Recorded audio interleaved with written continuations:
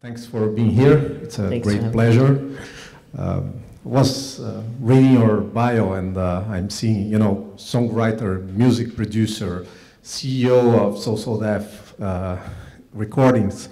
So, wow, it's quite a lot. So, what are the memorable moments that you can mention just to set the stage about your career before we jump into Global 14? What are my biggest records, I guess? Yeah. Well, I created Crisscross in 1992. I'm sure you heard of them. I produced Usher Confessions album, which was the biggest R&B album since Thriller, Michael Jackson. And I produced Mariah Carey, We Belong Together, which was the song of the decade. And many other records, but I guess those are ones I could talk about. Right? Since we are here and we will jump into the online world, etc., can you talk a little bit about the challenges of having a recording company and being a producer in this new environment of online tablets, multi-screen, etc.? How do you face this challenge in your work, developing music and careers? I mean, the biggest challenges for me are to get the music industry to hire true techs and true people that come from the social world, to get them to actually come into our business, and vice versa. I think that's the biggest disconnect right now, because we have people in the music industry that believe they know social media, but they call themselves new media. And this is the word that has been called in the music industry, the new media department. It's not new media. Nothing's new about it. We have that in agencies as well. Oh, okay. So they call themselves new media, and most of these companies only have one or two people that actually work in the new media division. So you have a whole building of people, and then you have two people that work in this, that work in this category, and it's like, you can't do this with two people, not completely cover everything with two. Not even with that disconnection, right? Yeah, I mean, just can't. It's not possible. It's so much time involved. There's so many different layers of social media. So I think for me, that's the biggest, cross, is to get people to get the people in the music industry to understand that they got to put a little bit more energy into this part of the world and open up jobs for people that understand this and know exactly what they're doing to come work with us. It's interesting because we were talking about this in the room some time ago, and it's interesting that you took the lead, right? Because there are some music companies and artists that are still trying to defend themselves of the technology, while you took the lead of your career and your company and moved into this. How did you take that decision? What was the pivotal moment to say, hey, I need to jump into this with my full career and everything that I have? Frustration. Yeah, clearly frustration. I mean, I was frustrated with the fact that things that I thought didn't happen. I thought that you could talk to people on and on and on Twitter, and you can't. I thought that you could have an ongoing conversation at YouTube once you posted a video, but you can't. And then you don't have anything to notify you that the people that left a message on your videos on YouTube, that they left a video. So it's like, it's a lot of holes in the different places. I started getting really, really deep into Check. Oh, okay. I started getting really deep into social from MySpace, and MySpace was turned out to not be MySpace because it wasn't nothing about it that the things about it was great. It introduced me to people, but as I got into it and I wanted to take it further, I learned that MySpace, they hadn't thought out the things that I was thinking should happen. So at the pace that I was thinking and the things that I was thinking about, I was just noticing that people were intrigued by following, right? This was the thing, is you follow celebrities, and people every day to this day, they come to my Twitter page and they tell me they'll do anything if I follow them. And I'm like, why would you do that? But anyway, and I'm like, you'll do anything if I follow you. And I use that, and I say, you know what, I'm gonna create my own social network. And I want them to follow me, and if I tell them I'll follow them, will you follow me to Global 14? And it started, and it seemed like a joke at first, but then the numbers started coming, and it was like 1,500, 2,500, 10,000. 20,000 people. Now it's 36,000 people that's followed me to my own social network. And it's like, I saw that it was something that I created and a conversation piece that people wasn't getting at the other places. And a lot of people have noticed this and take heed to that. Yeah. I've read a post of a friend yesterday, a very old phrase, but says, instead of try to predict the future, create your own, right? So I guess you're doing that. Let's take a brief break just to show the video so everyone have the real sense of what Global 14 is all about, okay? Introducing Global 14. But what is Global 14? It is a social networking 2.0, the true social networking. Nowadays, you spend a ton of your waking hours sifting through hundreds of social notifications from your family, friends, and a bunch of strangers you don't really care for. No matter how many times you see someone write about their amazing cup of coffee, you don't feel satisfied until you can put your 2 cents into it. After all, we're smart peeps. Why not have a chance to let our opinions shine? That's where Global 14 comes in. It's not another social notifying site, but a true networking space. Space where you can truly connect and share your opinions and views on local, national, international, heck, even galactical news if need be. Discussing anything from finance, clothing, music, and even the girl from the bar last night. It's a true way to connect and exchange not only your opinions, but your knowledge. Because here in Global 14, we believe that every person has a voice. Let it be heard. So sign up for free on Global 14 today and let your voice be heard. Global 14. Let's connect the world. So, JD, let me see if I can make a question to do the segue for our next conversation. A lot of brands, they struggle in what they have to do in the social environment, right? And you and your company use it as a brand, right? You are doing exactly that. And we see that a lot of brands, they struggle on how do I feed the conversation? How do I, put information there that is relevant? So how do you do that? I saw, things like from Xbox. Yesterday you posted something about Xbox and the new smart glass app that they launched. And also you raised the awareness of Trayvon Martin case and things like that. So how do you choose what you put in your network? Well, it's not really a choice. It's style, basically. It's pure style. It's mostly about what my style is and what I actually really like. I think that button that's at the bottom of all these social networks that says like is, you have to take that into real consideration. Do you really like this stuff that you're clicking on?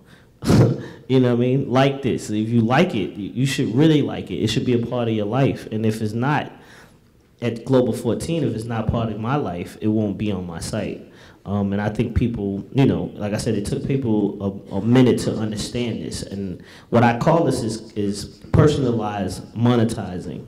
Because if you come to my site as a brand and we don't actually fit with each other, I'm not going to take your money and I'm not going to post you all over my site just because it's a lot of money involved and things like that. I want it to be very, very genuine. And I want the people on the site to understand exactly what it is. I know when we just came in here, we was talking and we was listening to the guys before me, and he was talking about how many people use the iPhone and how many iPhone users it is in Costa Rica. I don't think that people, a lot of times people don't really understand that. Like I got so many friends that try to tell me that BlackBerry will be around for the next, you know, they're gonna come back and they're gonna take over the iPhone. And I'm like, are you crazy? Like, you know, but I can only say that because of the people that's on my site, and they're telling me directly, and I'm seeing directly what's going on, you know what I mean? And these people are actual buyers, and they have conversation, and you learn that, you know, right now that people are trying to make the Galaxy phone be in the place of, you know, it's the second phone, and that's the phone that's taking the place of Black. Like I learned so much information from these kids that's on my site, and it's real genuine. It's not, like I said, it's not nothing. So if I wake up the next morning and I make a deal with BlackBerry or something like that to be on Global 14, people they gonna tell me, because that's how I designed the site. The kids are gonna be like, why are you doing that? We're iPhone users, we're Galaxy users, blah blah blah blah. So it's like it's so cut and dry with what I'm doing, but it's at the same time it's really 100% genuine. So we selling media and, you know, programming media in agencies or being clients, we normally see people saying the new metric of success is likes. Everyone have seen that already? Brands come to us and say, I want to, you know, do a campaign. My KPI, my metric of success is likes. I heard you saying about the like with the whole body entering in your network. How do you measure success in your network? How do you measure Global 14 success? I measure my success by conversation, because what I've tried to do is, I think this is the youngest driven site. I think she was saying 24 years old in social media. Is that the right number that you said, 24? 25, okay. So I think that this is the youngest social network, basically. And I wouldn't say network, it's a community of people that actually talk. And I measure the success on the conversation. When I post something on Global 14, if I don't get at least 20 to 30 to 45 comments of actual people talking about what I posted, then I know it's no interest, you know, because these kids actually, they do this every day. So it's from 6 a.m. to 6 a.m. every day is conversation. And if I can post anything like in the middle of the night at like 3, 4 o'clock in the morning, because I'm still in the studio, if I post something there, these kids they'll wake up and I'll see messages of people talking, and it's just constant conversation. And that's the stuff that I know that people are interested in. So my measurement is off straight conversation. And I saw in one of your interviews in YouTube that you are pretty active, actually. You spend more than 10 hours a day doing things. So did you already find, you know, which one are the most successful, which one has more than multiples of 20 comments or things like that? What are the comments that people most like in your network? It just depends, you know. It's really hard to say, because some mornings kids want to be political. Some mornings, you know, it's some things that happen in the news, like the Trayvon Martin thing was like, when I posted that, nobody of my community was even talking about this. It wasn't even on the news. It was just like something that happened here in Florida. It took a while to ramp up. It took like a week for people to actually respond. And they created so much conversation on Global 14 when I posted it that I had to step away from it, because I couldn't even get back into the conversation. It was just like, at this point, it was people arguing with each other, and there was people saying one thing about but that's what I wanted. I wanted that conversation, because what I found out when I first created Global 14 is that the young community is so into hip hop, and this is the world I come from, hip hop and music and pictures, and that's it. Music and pictures, that's it, right? And they don't want to talk. They don't have a conversation or whatever. So like on Twitter, people are just notifying somebody of something that's happening. Like right now, somebody's probably tweeting Jermaine Dupri's here. right? And that's as much as it goes. It's not a full conversation about what I'm talking about. That's not anybody's fault here. It's just how Twitter is set up. It's just designed for you to notify somebody about something. But what I found is that one day they had a city where the birds had fell out the sky, right? I don't know what city that was. It was some city here, and the birds just fell out the sky one day.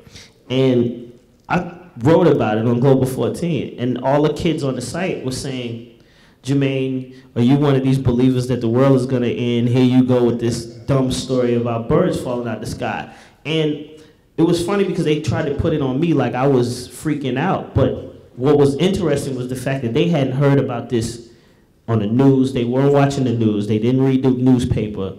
And Global 14 and myself were the providers of this information. And that's what I started to hone in on, is becoming a provider of information to a much younger community that's not reading the paper and that's not watching the news, and they only listen to radio, XM, and whatever's happening in their iPhone. Yeah, perfect. Let's just change gear a little bit and talk about Crown Royal. What is it about? How did that happen? And how do you interact with the brand? Let's talk about Crown Royal first. It's good. Well, no, I did a tour basically, which is called 1414, where I went to 14 cities in 14 days, which is basically to celebrate Global 14 and introduce the brand to these cities and everything like that, and actually bring people the offline experience of what's actually happening online. So if you see me online, and you see what's going on, you see us partying, you see us talking, you see us drinking, you see all of this stuff online, and the majority of people that's watching this stuff, they can't never get close to this. There's things that's happening, especially in my world, that they'll never actually be a part of. They never get a chance to see people like myself, or they never get a chance to see other, celebrities or whatever it is come to their town. So the fact that I brought to life what you actually see online was really, really exciting to people. And Crown Royal was one of the brands that actually came in and said, we want to be a part of this from top to bottom, and we want to sponsor the entire thing. So they came in, they sponsored the entire thing. We had 2 tour buses, and we went to 14 cities in 14 days, and it was incredible. And it was like people came out, and they experienced. I had to create my own drink, by the way, too. I got a chance to create my own drink, which was the 1414, and that's the drink that we served at the parties, and people drank it. And you had a lot of people that were, like, when I say kids, I'm speaking of 25 and up, so I don't want to think people think, Lord, I just call everybody kids. All of you have kids in here, so be happy again. You could be a kid. But no, so when the people came to the party, a lot of people were saying like Crown Royal was like a drink that their grandfather used to drink, or they saw their father's drink. They're like, Jermaine, I never would think that you would kick it with a brand like Crown Royal. But then it's like, my thing is, these kids just have to be introduced and reintroduced to things that they believe or that they think or they don't have the right information about. And Crown Royal was definitely one of those things that immediately I was changing people from whatever they had been drinking to Crown Royal drinkers. And it all happened because of this 1414. Good. What would be your advice as an entrepreneur of this new media to the brands that are hearing you here? What is your main learning about social in this? I guess my advice or whatever I could say is that make sure that it's genuine, because if you end up in a place where it's not, in the social world, it's the worst.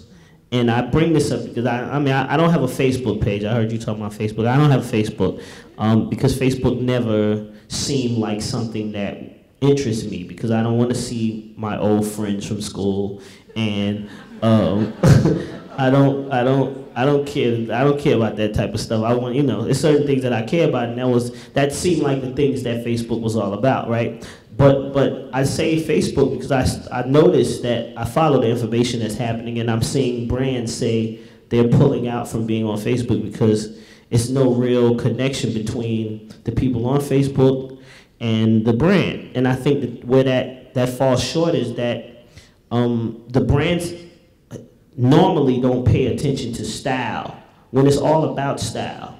You know what I mean? I think like one of the biggest things that I heard is that when Apple was being created to be what Apple is today, Steve Jobs' whole thing was style.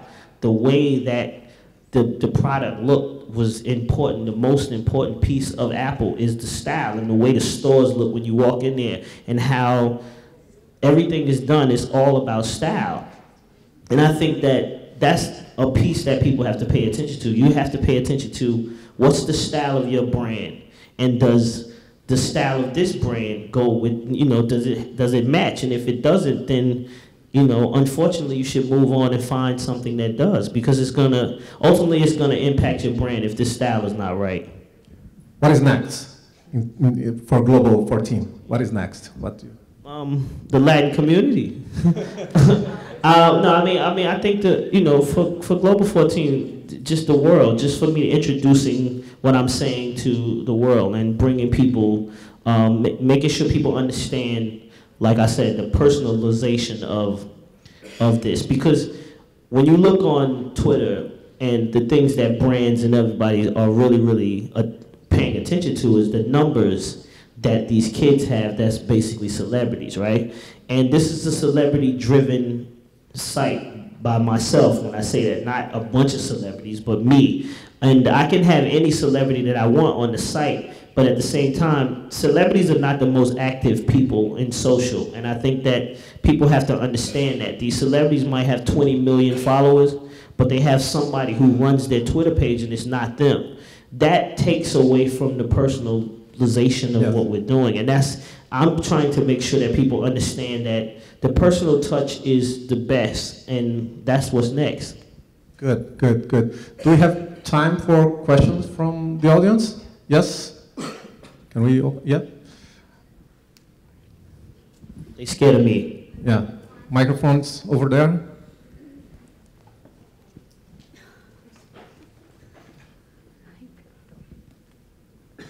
Hi, Jermaine, nice to meet you. So I just tweeted you, speaking of social media. I had no idea about Global 14, as I think I can speak for a couple of people in this room, so congratulations on coming up with something new beyond what we're constantly used to seeing. Being in a Latin forum, I'd love to hear your perspective on what your goal for Global 14 is looking towards Latin America. Do you want me to repeat that? I mean, well, I just, first of all, I want to welcome everybody to Global 14 from the Latin community, and I just think that, social networks and communities actually live off of the content that is brought to the site, basically. I fund as much as I can with 10, 11 hours a day, but at the same time, you probably have content that I don't know about, and you can bring it to the site and it creates that conversation. And that's basically my overall goal, is to get people talking again. It's just like when people complain about people reading and they don't read. Like social media actually it makes me read again. It actually makes me read things and see things in the press or whatever it is that I post, I actually read. And I can say that I was one of these kids that didn't want to read. I just wanted to look at the pictures. But I'm starting to read again, and it actually helps me write as well, because I post things and I'm seeing people say, Jermaine, you can't spell. That's like, when I post something and somebody tells me I can't spell, it ends up on somebody else's blog, and they make a whole story about it. Jermaine Dupri thinks he's this big time blah blah blah blah, but he misspelled this word. It becomes like, so I have to take all of that type of stuff serious, and I just think that the content that you might bring to Global 14, it just is more information for myself and the people that's there. We need that. So that's what I was hoping you would say. Thank you. Hi, Jermaine. This is merely curiosity. Why Global 14 and not 15 or 21? Or why I learned that one. The two letters, JD. Well, JD is 14 in numbers, basically. That's what it is. That's my name in numbers, and Global is where I want to be. Yeah. I am global. That's what I want to be.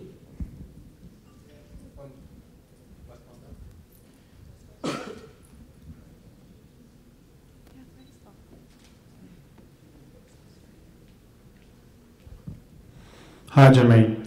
In Mexico, we call the networks. Facebook is a network, well, a social network of the people I know, and Twitter would be of the people I wish I knew, normally, or that wish they knew me. How would you describe Global 14 in that matter? Global 14 would be more or less people that are exactly like you. You know, you want these people that you thought you wish you knew, and these are the people that you know, and these are the people that are exactly like you.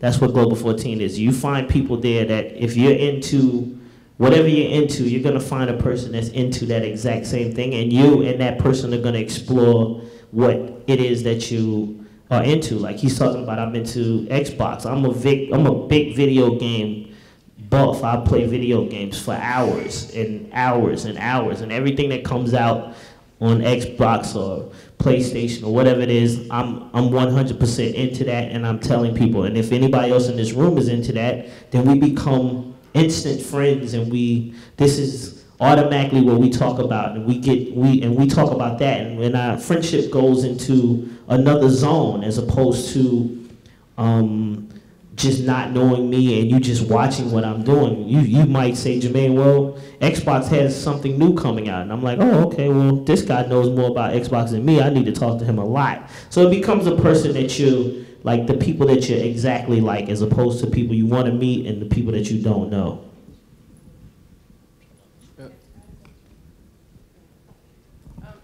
You made a very, well, first of all, congratulations on Global 14. You made a very important point. I'm not sure if it's factual yet, and that's why I'm asking for an explanation. Because I find myself, I recently moved my brand to Miami. We own Basha TV and have this Caribbean group. And I mean, after I heard the presentation from Central America, I now understand that really I'm from a very small community called the English-speaking Caribbean. But our Facebooks are not huge. I mean, you can be so popular in the Caribbean and your Facebook will not necessarily get 100 and something thousand. It's just about understanding the culture. And I find myself moving my brand to a region where it was so well exposed in another region, and the Facebook will not look like what's in America because our region is different.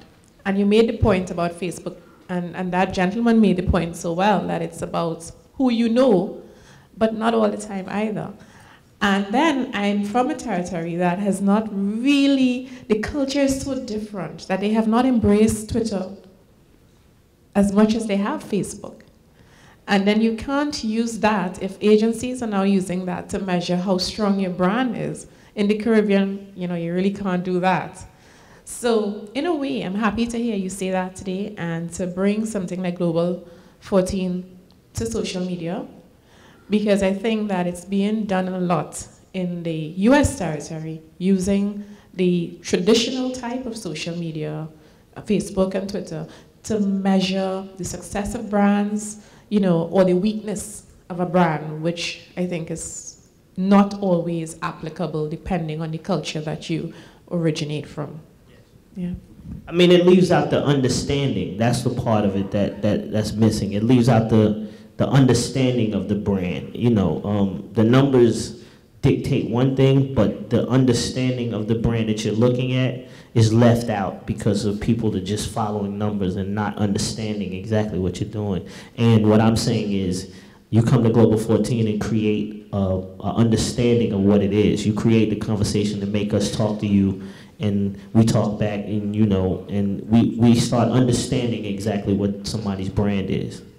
Related to that point, maybe you can do your closing remarks by telling a little bit about the concept of cool city that we just mentioned, that you know, people willing to go to that city because again, lifestyle, etc. And then he likes this.